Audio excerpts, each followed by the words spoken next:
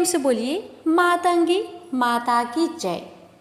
भक्तों, आज सुनेंगे माँ मातंगी की कथा और शुक्रवार व्रत कथा। मातंग शिव का नाम है, इनकी शक्ति मातंगी है। मातंगी के ध्यान में बताया गया है कि ये श्याम वर्ण है और चंद्रमा को मस्तक पर धारण की हुई है। भगवती मातंगी त्रिनेत्र रक्तमय सिंहासन पर आसीन, नील कमल के समान कांति वाली तथा राक्षस समूह रूप आरण्य को भस्म करने में दावानल के समान है।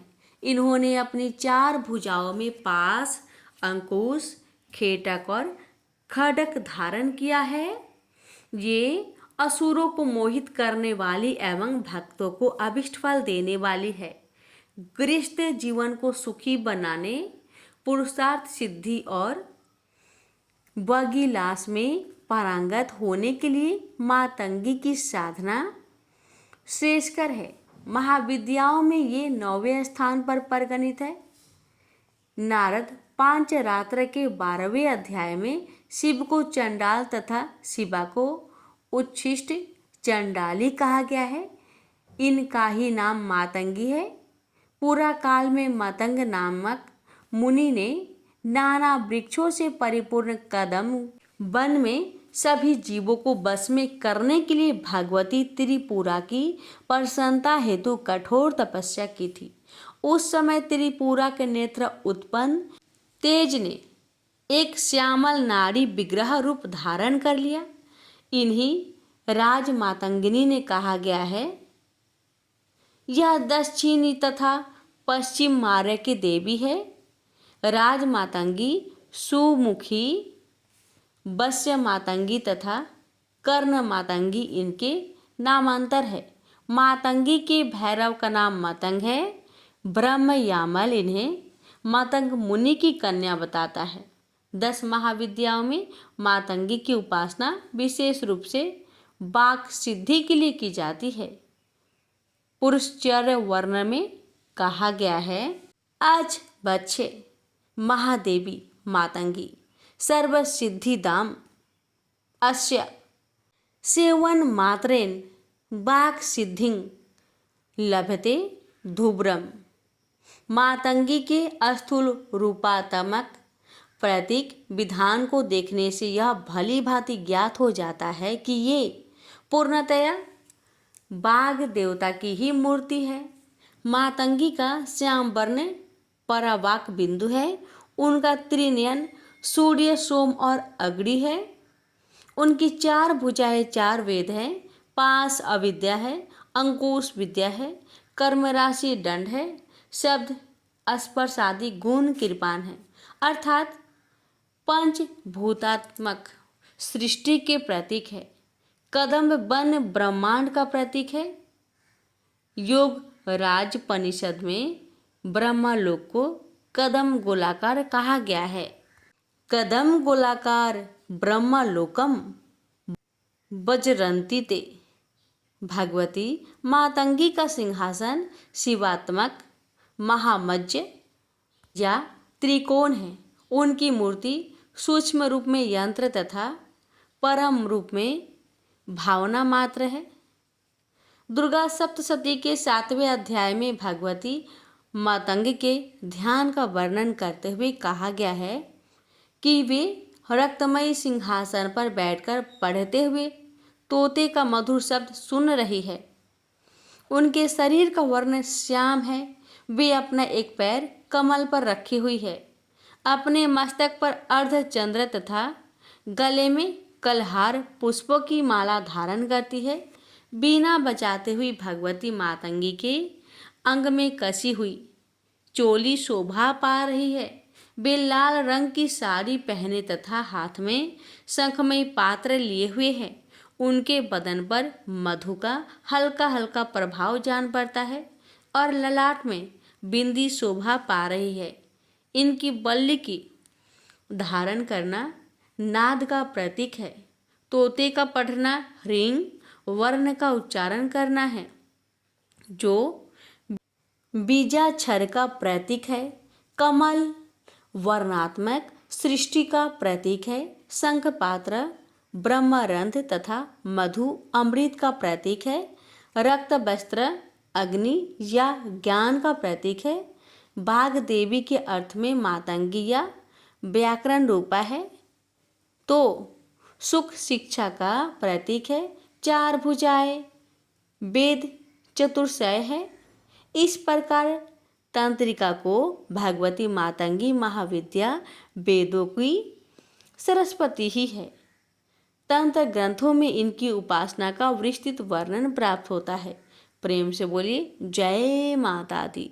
माता रानी सभी भक्तों पर अपनी कृपा सदा सर्वदा बनाए रखे और अनजाने में ही भूल को क्षमा करे। जय माँ।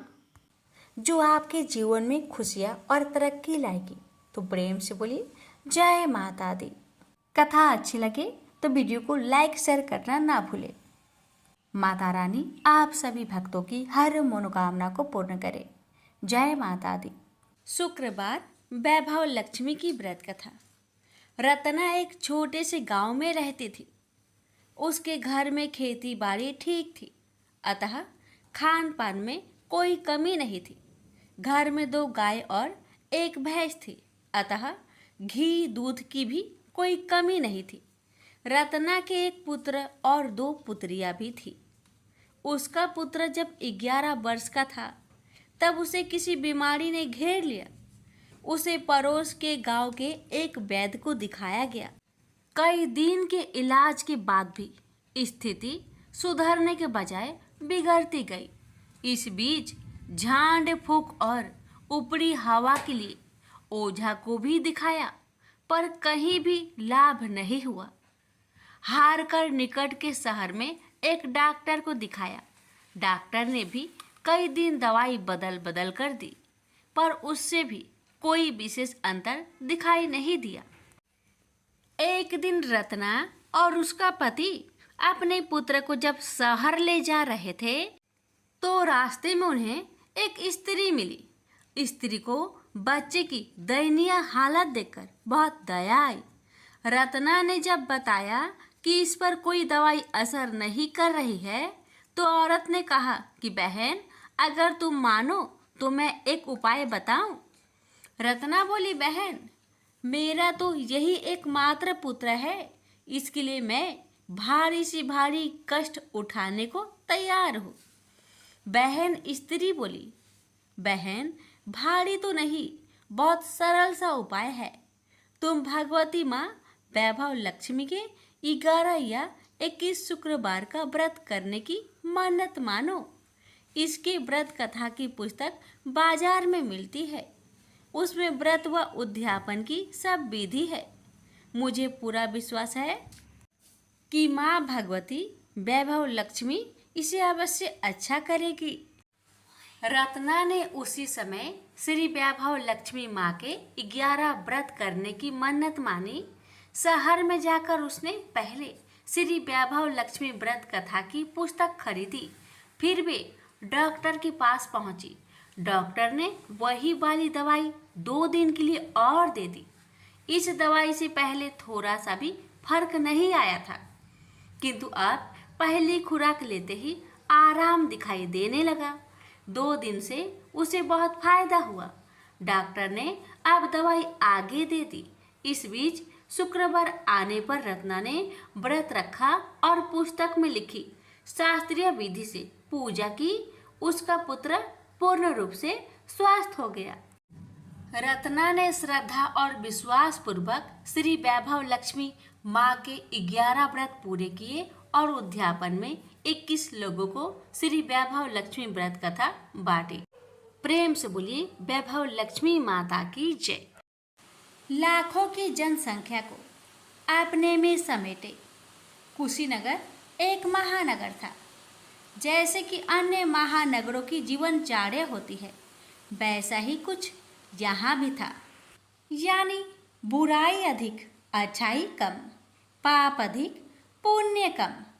इसी कुशीनगर में हरिवंश नामक एक सद्गृहस्थ अपनी पत्नी दामिनी के साथ सुखी संपन्न जीवन गुजार रहा था। दोनों ही बड़े नेक और संतोषी स्वभाव के थे। धार्मिक कार्य अनुष्ठानों में उनकी अपार श्रद्धा थी। दुनियादारी से उनका कोई विशेष लेना देना नहीं था। अपने में ही मगन गृहस्थ की गाड़ी खींचे चले जा रहे थे दोनों। किसी ने ठीक ही कहा है, संकट और अतिथि की आने के लिए कोई समय निर्धारित नहीं होता। कुछ ऐसा ही हुआ दामिनी के साथ। जब उसका पति हरिवंश न जाने कैसे बुरे लोगों की संगत में फंस गया और घर गृहस्थी से उनका मन उचट गया, देर रात शराब पीकर घर आना और गाली गलौज तथा मारपीट करना उसका नित्य का नियम सा बन गया था। जुए, राटे, रेस तथा वैश्यगमन जैसे बुरे कर्म भी कुसंगति के बदौलत उसके पल्ले पड़ गए। धन कमाने की तीव्र लालसा ने हरिवंश की बुद्धि हर ली और उसको अच्छे बुरे का भी ज्ञान न रहा। घर में जो कुछ भी था सब उसके दुर्व्यसनों की भेंट चढ़ गया। जो लोग पहले उसका सम्मान करते थे अब उसे देखते ही रास्ता बदलने लगे। भूखमरी की हालत में भिखमंगों के समान उनकी स्थिति हो गई। लेकिन दामिनी बेहद संयमी और आस्थावान तथा संस्कारी स्त्री थी। ईश्वर पर उसे अटल विश्वास था। वह जानती थी कि यह सब कर्मों का फल है। दुख के बाद सुख तो एक दिन आना ही है। अचानक एक दिन दोपहर के समय द्वार पे हुई दस्तक की आवाज सुनकर दामिनी की तंद्रा भंग हुई। अतिथि सत्कार के भय मात्र से उसकी अंतर आत्मा कांप उठी, क्योंकि घर में अन्न का एक दाना भी नहीं था जो अतिथि की सेवा में अर्पित किया जा सकता। फिर भी संस्कारों की ऐसी प्रबलता थी कि उसका मन अतिथि सत्कार को उद्धत हो उठा। उसने उठकर द्वार खोला, देखा सामने एक दिव्य पुरुष खड़ा था। बड़े बड़े घुंघराले श्वेत केश, चेहरे को ढके हुए लहराती दाढ़ी, गेरुए वस्त्रों का आवरण पहने उसके चेहरे से तेज टपक पड़ रहा था। आंखों मानो अमृत सी वर्षा कर रही थी। उस दिव्य पुरुष को देखकर दामिनी को अपार शांति का अनुभव हुआ और वह उसे देखते ही समझ गई कि आगत वास्तव में कोई पहुंचा हुआ सिद्ध महात्मा है। उसके मन में अतिथि के प्रति गहन श्रद्धा के भाव उमड़ पड़े और वह उसे सम्मान सहित घर के भीतर ले गई। दामिनी ने जब उसे फाटे हुए आसन पर बैठाया तो वह मारे लज्जा के जमीन में गिर सी गई। उधर वह संत पुरुष दामिनी की ओर एकटक निहारे जा रहा था। घर में जो कुछ भी बचा खुचा था दामिनी ने अतिथि की सेवा में अर्पित कर दिया, पर उसने इस पर कोई ध्यान नहीं दिया। बस दामिनी को यूं निहारे जा रहा था मानो उसे कुछ याद दिलाने की चेष्टा कर रहा हो। जब काफी देर तक दामिनी कुछ न बोली तो उसने कहा, बेटी मुझे पहचाना नहीं क्या? उसका यह प्रश्न सुनकर दामिनी जैसे सोते से जागी और अत्यंत संकुचाते हुए मधुर स्वर में बोली, महाराज मेरी धृष्टता को क्षमा करें। जो आप जैसे दिव्य पुरुष को मैं पहचान कर भी नहीं पहचान पा रही हूँ। पारिवारिक कष्टों ने तो जैसे मेरी सोचने समझने की शक्ति ही छीन ली है। लेकिन यह निश्चित है कि संकट की इस घड़ी में मुझे आप जैसे साधु पुरुष का ही सहारा है। तभी जैसे दामिनी को कुछ याद हो आया, वह उस साधु के चरणों में गिरकर बोल उठी, अब मैं आपको पहचान गई हूँ महाराज। स्नेहा रूपी अमृत की वर्षा करने वाले अपने शुभ चिंतक को कोई कैसे भूल सकता है भला? वास्तव में वह साधु मंदिर की राह के मध्य में बनी अपनी कुटिया के बाहर बट वृक्ष के नीचे बैठ साधना किया करता था और मंदिर आने जाने वाले सभी श्रद्धालु से प्रणाम करके स्वयं को कृतार्थ अनुभव करते थे। दामिनी भी उन्हीं में से एक थी। जब पिछले काफी दिनों से उसने उसे मंदिर की ओर आते जाते नहीं देखा तो उसकी कुशल क्षेम जानने के लिए पूछताछ करते हुए उसके घर की ओर आ निकला था। दामिनी अभी अपनी सोचों में ही डूबी हुई थी कि साधु महाराज ने मौन भंग किया। क्या कारण है पुत्री, तू आजकल मंदिर आती जाती दिखाई नहीं पड़ती। तुझे जो भी कष्ट है मुझे बता, शायद मैं तेरी कुछ सहायता कर सकूं। व्यक्ति दुखों के बोझ तले दबा हो तो ऐसे में सहानुभूति के दो बोल ही काफ़ी होते हैं। दामिनी भी खुद पर संयम नहीं रख पाई और बिलख कर रोने लगी। तभी वह साधु वात्सल्यपूर्ण स्वर में बोला, मन छोटा करने से समस्या हल नहीं होगी। सुख दुख तो एक गाड़ी की दो पहियों के समान है, इनका आना जाना तो जिंदगी भर लगा ही रहता है। अपना दुख किसी को बता देने से मन हल्का हो जाता है। कुछ देर चुप रहने के बाद दामिनी ने बोलना शुरू किया, महाराज, सर्व सुखों से भरपूर था मेरा घर। कण कण में खुशियों का नित्य होता था। पति भी नेक और ईमानदार थे। सदा जीवन उच्च विचार की आधारशिला पर टिकी थी। हमारी गृहस्थी रुपए पैसे की भी कोई कमी नहीं थी। सुबह शाम घर में ईश्वर वंदना होती थी। लेकिन अचानक न जाने किसकी नज़र लग गई, हमारा भाग्य हमसे रूठ गया। मेरे पति कुछ संगति में फंसकर अपना सब कुछ गवा बैठे। अब तो ऐसा लगता है जैसे साया भी साथ छोड़कर जाने को तैयार बैठा है। भिखारियों से भी बदतर स्थिति हो गई है हमारी। दामिनी की करुण व्यथा सुनकर साधु का हृदय हाहाकार कर उठा। वह द्रवित स्वर में बोल उठा, बेटी, कर्म का लिखा तो भोगना ही पड़ता है। तुम्हारे कष्टों का भी कर्मों से नाता है। लेकिन तुम चिंता ना करो, सब कुछ पहले जैसा हो जाएगा। दुख के बाद ही सुख आता है। दुख सहे बिना सुख की सच्ची अनुभूति हो ही नहीं सकती। तुम माँ लक्ष्मी के प्रति श्रद्धा जारी रखो। सबका उद्धार करने वाली प्रेम का छलकता सागर है माँ लक्ष्मी। अपने भक्तों पर सदैव उनकी कृपा दृष्टि रहती है। तुम संपूर्ण आस्था के साथ माँ वैभव लक्ष्मी का व्रत करना शुरू करो। तुम्हारी साधना अवश्य रंग लाएगी। दामिनी एक संस्कारी स्त्री थी। धर्म कर्म में उसकी अगाध आस्था थी। माँ वैभव लक्ष्मी के व्रत की बात सुनकर उसका चेहरा दमक उठा। बोली, महाराज, यदि इस व्रत को करने से मेरे परिवार पर आई विपदा टल सकती है तो मैं इसे जरूर करूँगी। आप मुझे बताएं कि इस व्रत को कब और कैसे किया जाता है। साधु महाराज दामिनी की भक्ति भावना देखकर प्रसन्न होकर बोले, बेटी, सारे जगत का कल्याण करने वाली माँ वैभव लक्ष्मी के व्रत की विधि में जन कल्याण तुम्हें बता रहा हूँ। प्रत्येक शुक्रवार को यह व्रत किया जाता है। सर्वप्रथम जितने शुक्रवार को यह व्रत करना हो उसका संकल्प लेकर माँ वैभव लक्ष्मी को मन ही मन प्रणाम करें।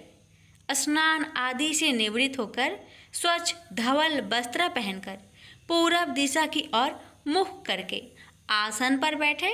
सामने एक चौकी पर चावल की एक ढेरी लगाकर उस पर पानी से भरा कलश स्थापित करें, जो तांबे का होना चाहिए।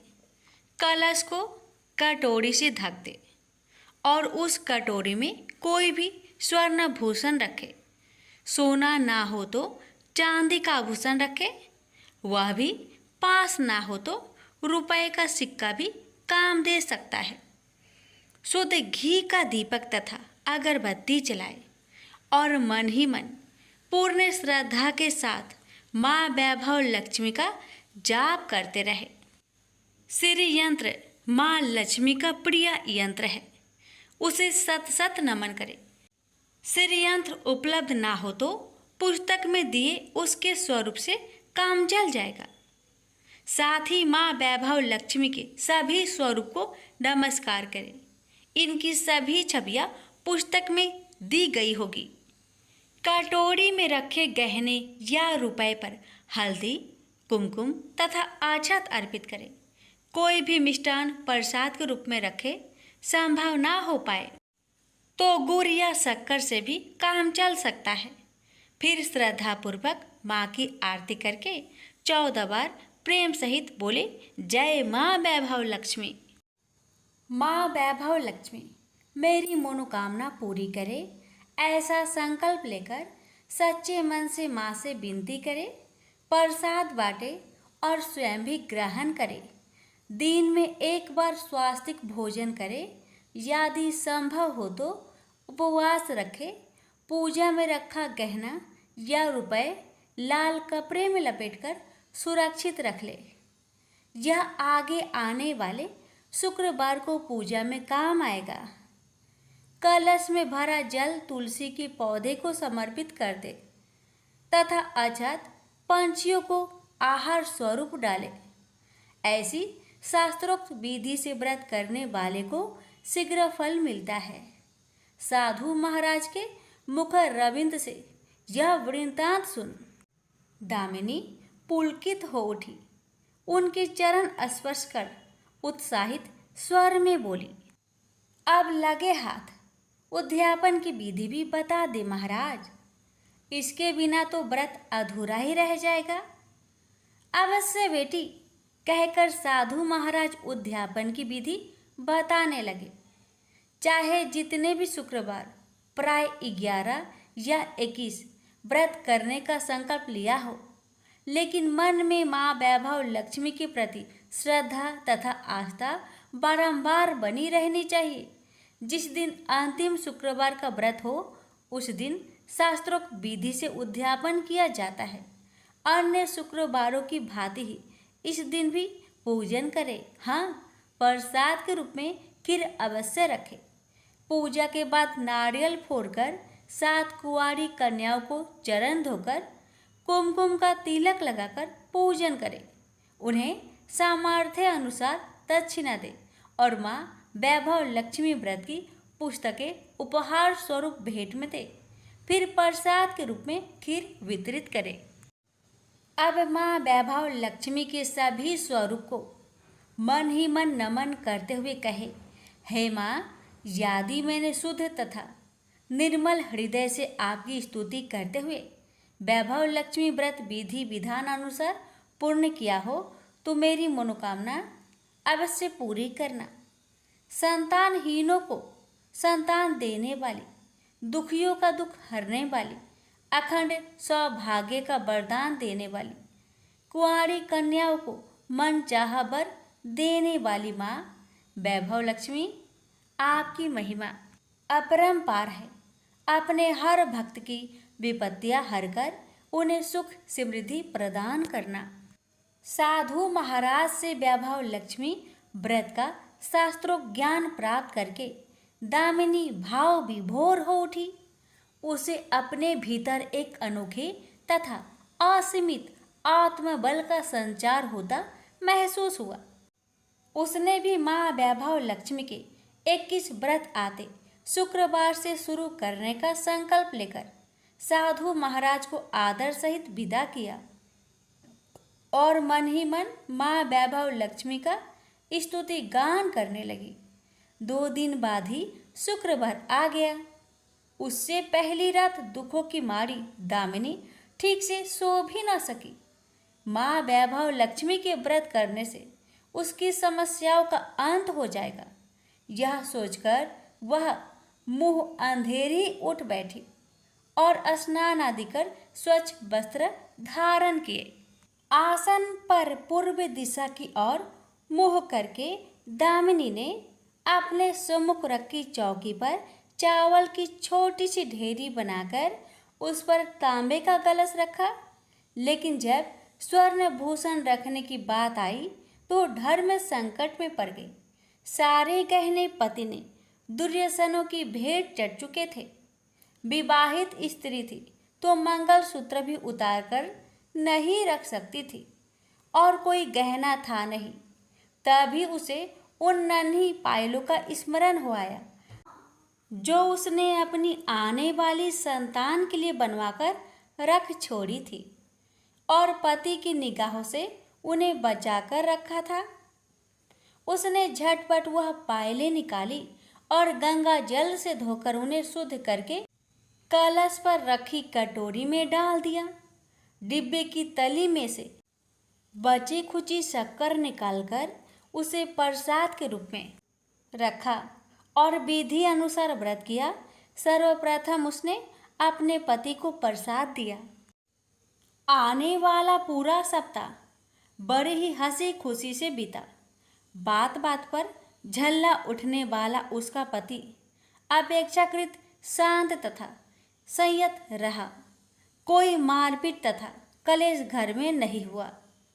इसे दामिनी ने माँ वैभव लक्ष्मी का चमत्कार समझा और मन ही मन उन्हें प्रणाम किया। माँ वैभव लक्ष्मी के प्रति उसकी आस्था और भी बलवती हो गई। इसी प्रकार शास्त्रोक्त विधि से दामिनी ने 20 शुक्रवार के व्रत पूरे कर लिए। इस बीच कई परिवर्तन हुए थे। उसका पति कुसंगति छोड़कर सीधी राह पर आ गया था और उसका कामकाज भी जमने लगा था। घर में यदि किसी चीज की बहुतायत नहीं थी तो कमी भी नहीं रह गई थी। यह सब माँ वैभव लक्ष्मी के चमत्कार और दामिनी की आस्था तथा विश्वास का परिणाम था। 21वें शुक्रवार को व्रत का उद्यापन करना था। साधु महाराज के वचन अब भी मानो दामिनी के कानों में गूंज रहे थे। उनकी बताई विधि के अनुसार ही दामिनी ने शास्त्रोक्त विधि से उद्यापन किया।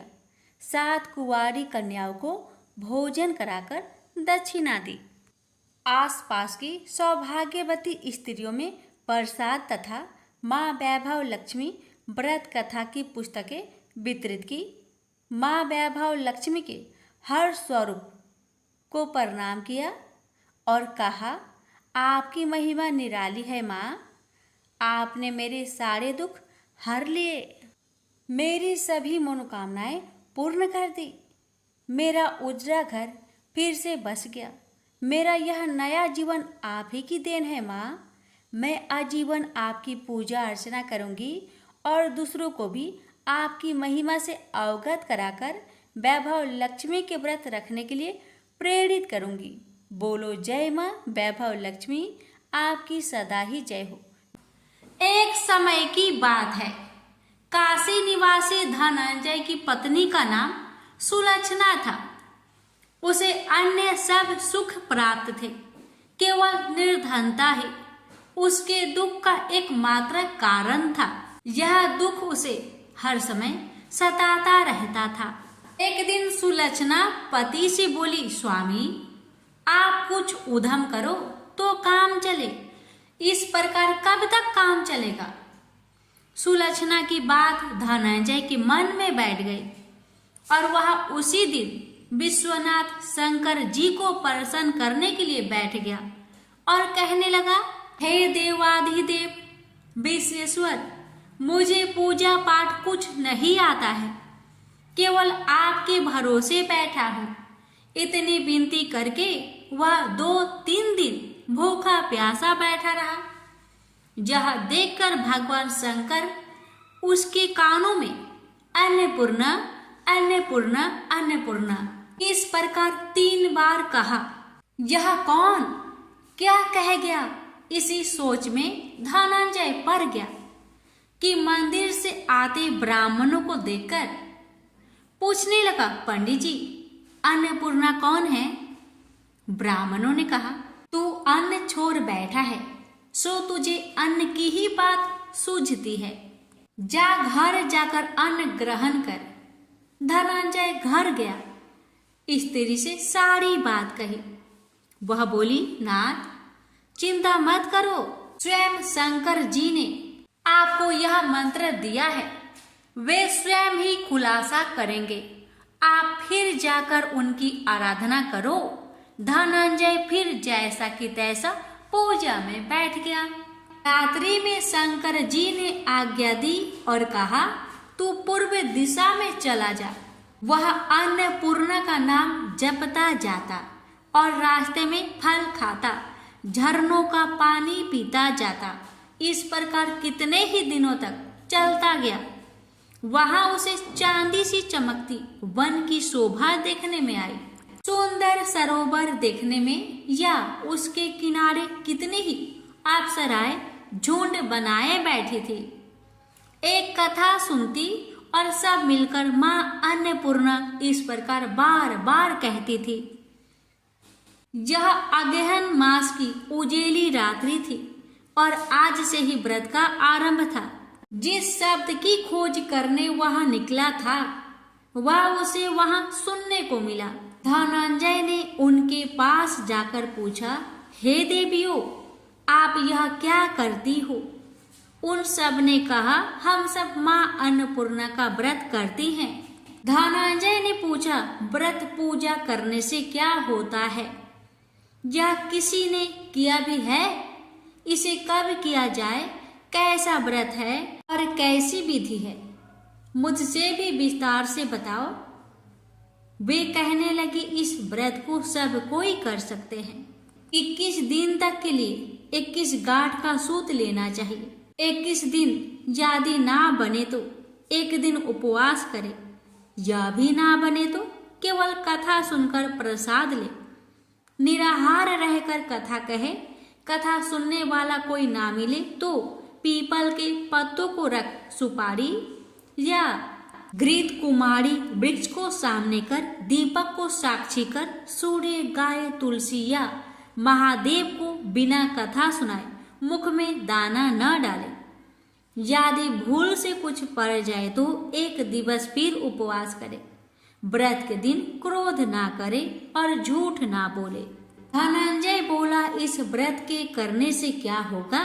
वे कहने लगी, इसके करने से अंधों को नेत्र मिले, लुल्लू को हाथ मिले, निर्धन के घर धन आए, बाझीन को संतान मिले, मूर्ख को विद्या आए। जिस कामना से व्रत करे माँ उसकी इच्छा पूरी करती है। वह कहने लगा, बहिनों, मेरे पास भी धन नहीं है, विद्या नहीं है, कुछ भी तो नहीं है। मैं तो दुखिया ब्राह्मण हूँ, मुझे इस व्रत का सूत दोगी? हाँ भाई, तेरा कल्याण हो, हम तुम्हें अवश्य देंगे। ले इस व्रत का मंगल सूत्र ले। धनंजय ने व्रत किया, व्रत पूरा हुआ। तभी सरोवर में से 21 खंड की स्वर्ण सीरी हीरा मोती जरी हुई प्रकट हुई। धनंजय अन्नपूर्णा अन्नपूर्णा कहता जाता था। इस प्रकार कितनी ही सीढ़ियां उतर गया तो क्या देखता है कि करोड़ों सूर्य से प्रकाशमान अन्नपूर्णा का मंदिर है। उसके सामने स्वर्ण सिंहासन पर माता अन्नपूर्णा विराजमान है। सामने भिक्षा हेतु शंकर भगवान खड़े हैं। देवंगनाएं चवर डुलाती है, कितने ही हथियार बंधे पहरा देती हैं। धनंजय दौड़कर जगदम्बा के चरणों में गिर गया। देवी उसके मन का कलेश जान गई। धनंजय कहने लगा, माता, आप तो अंतर्यामी हो, आपको अपनी दशा क्या बताओ? माता बोली, मेरा व्रत किया है, क्या संसार तेरा सत्कार करेगा। माता ने धनंजय की जिह्वा पर बीज मंत्र लिख दिया। अब तो उसके रोम रोम में विद्या प्रकट हो गई। इतने में क्या देखता है कि वह काशी विश्वनाथ के मंदिर में खड़ा है। माँ का वरदान ले धनंजय घर आया। सुलक्षणा से सब बात कही। माता जी की कृपा से उसके घर में संपत्ति उमड़ने लगी। छोटा सा घर बहुत बड़ा गिना जाने लगा। जैसे शहद के छत्ते में मक्खियां जमा होती है, उसी प्रकार अनेक सगे संबंधी आकर उसकी बड़ाई करने लगे। कहने लगे, इतना धन और इतना बड़ा घर, सुंदर संतान नहीं तो इस कमाई का कौन भोग करेगा। सुलक्षणा से संतान नहीं है, इसलिए तुम दूसरा विवाह करो। अनिच्छा होते हुए भी धनंजय को दूसरा विवाह करना पड़ा और सती सुलक्षणा को सौत का दुख उठाना पड़ा। इस प्रकार दिन बीतते गए। फिर अगहन मास आया। नए बंधन से बंधे पति से सुलक्षणा ने कहलाया कि हम व्रत के प्रभाव से सुखी हुए हैं, इस कारण यह व्रत छोड़ना नहीं चाहिए। यह माता जी का प्रताप है जो हम इतने संपन्न और सुखी हैं। सुलक्षणा की बात सुन धनंजय उसके यहाँ आया और व्रत में बैठ गया। नई बहू को इस व्रत की खबर नहीं थी। वह धनंजय के आने की राह देख रही थी। दिन बीतते गए और व्रत पूर्ण होने में 3 दिवस बाकी थे कि नई बहू को खबर पड़ी। उसके मन में ईर्ष्या की ज्वाला दहक रही थी। सुलक्षणा के घर आ पहुंची और उसने वहां भगदड़ मचा दी। वह धनंजय को अपने साथ ले गई। नए घर में धनंजय को थोड़ी देर के लिए निद्रा ने आ दबाया। इसी समय नई बहू ने उसका व्रत का सूत तोड़कर आग में फेंक दिया। अब तो माता जी का कोप जाग गया। घर में अकस्मात आग लग गई। सब कुछ जलकर खाक हो गया। सुलक्षणा जान गई और पति को फिर अपने घर ले आई। नई बहू रूठकर पिता के घर जा बैठी। पति को परमेश्वर मानने वाली सुलक्षणा बोली, नाथ घबराना नहीं, माता जी की कृपा अलौकिक है। पुत्र कुपुत्र हो जाता है पर माता कुमाता नहीं होती। अब आप श्रद्धा और भक्ति से आराधना शुरू करो, वे जरूर हमारा कल्याण करेगी। धनंजय फिर माता के पीछे पड़ गया। फिर वही सरोवर सीढ़ी प्रकट हुई। उसमें माँ अन्नपूर्णा कहकर वह उतर गया। वहां जा माता जी के चरणों में रुदन करने लगा। माता प्रसन्न हो बोली, यह मेरी स्वर्ण की मूर्ति ले, उसकी पूजा करना, तू फिर सुखी हो जाएगा। जा, तुझे मेरा आशीर्वाद है। तेरी स्त्री सुलक्षणा ने श्रद्धा से मेरा व्रत किया है, उसे मैंने पुत्र दिया है। धनंजय ने आंखें खोली तो खुद को काशी विश्वनाथ के मंदिर में खड़ा पाया। वहां से फिर उसी प्रकार घर को आया। इधर सुलक्षणा के दिन चढ़े और महीने पूरे होते ही पुत्र का जन्म हुआ। गांव में आश्चर्य की लहर दौड़ पड़ी। इस प्रकार उसी गांव के निसंतान सेठ के पुत्र होने पर उसने माता अन्नपूर्णा का मंदिर बनवा दिया। उसमें माता जी धूमधाम से पधारी, यज्ञ किया और धनंजय को मंदिर के आचार्य का पद दे दिया। जीविका के लिए मंदिर की दक्षिणा और रहने के लिए बड़ा सुंदर सा भवन दिया। धनंजय स्त्री पुत्र सहित वहां रहने लगा। माता जी की चढ़ावे में भरपूर आमदनी होने लगी। उधर नई बहू के पिता के घर डाका पड़ा, सब लुट गया। वे भीख मांगकर पेट भरने लगे। सुलक्षणा ने यह सुना तो उन्हें बुला भेजा, अलग घर में रख लिया और उनके अन्य वस्त्र का प्रबंध कर दिया। धनंजय, सुलक्षणा और उसका पुत्र माताजी की कृपा से आनंद से रहने लगे। माताजी ने जैसे इनके भंडार भरे वैसे सबके भंडार भरे। प्रेम से बोलिए, अन्नपूर्णा माताजी की जय। एक बूढ़ा ब्राह्मण था। वह रोज पीपल को जल से सींचता था। पीपल में से रोज एक लड़की निकलती और कहती, पिताजी मैं आपके साथ जाऊंगी। यह सुनते सुनते बूढ़ा दिन व दिन कमजोर होने लगा। तो बुढ़िया ने पूछा कि क्या बात है। बूढ़ा बोला कि पीपल से एक लड़की निकलती है और कहती है कि वह भी मेरे साथ चलेगी। बुढ़िया बोली कि कल ले आना उस लड़की को, जहाँ 6 लड़कियां पहले से ही है हमारे घर में, वहाँ 7वीं लड़की और सही। अगले दिन बूढ़ा उस लड़की को घर ले आया। घर लाने के बाद बूढ़ा ब्राह्मण आटा मांगने गया तो उसे पहले दिनों की अपेक्षा आज ज्यादा आटा मिला था। जब बुढ़िया वह आटा छानने लगी तो लड़की ने कहा कि लाओ माँ, मैं छान देती हूँ। जब वह आटा छानने बैठी तो पारात भर गई। उसके बाद माँ खाना बनाने जाने लगी तो लड़की बोली कि आज रसोई मैं जाऊंगी। तो बुढ़िया बोली कि ना, तेरे हाथ जल जाएंगे। लेकिन लड़की नहीं मानी और वह रसोई में खाना बनाने गई तो उसने तरह तरह के 36 व्यंजन बना डाले और आज सभी ने भरपेट खाना खाया। इससे पहले वह आधा पेट भूखा ही रहते थे। रात हुई तो बुढ़िया का भाई आया और कहने लगा कि दीदी, मैं खाना खाऊंगा।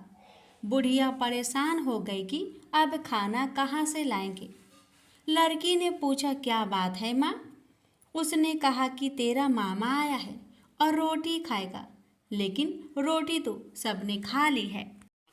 अब उसके लिए कहाँ से लाऊंगी? लड़की बोली कि तू चिंता मत कर, मैं बना दूंगी। और वह रसोई में गई और मामा के लिए 36 व्यंजन बना दिए।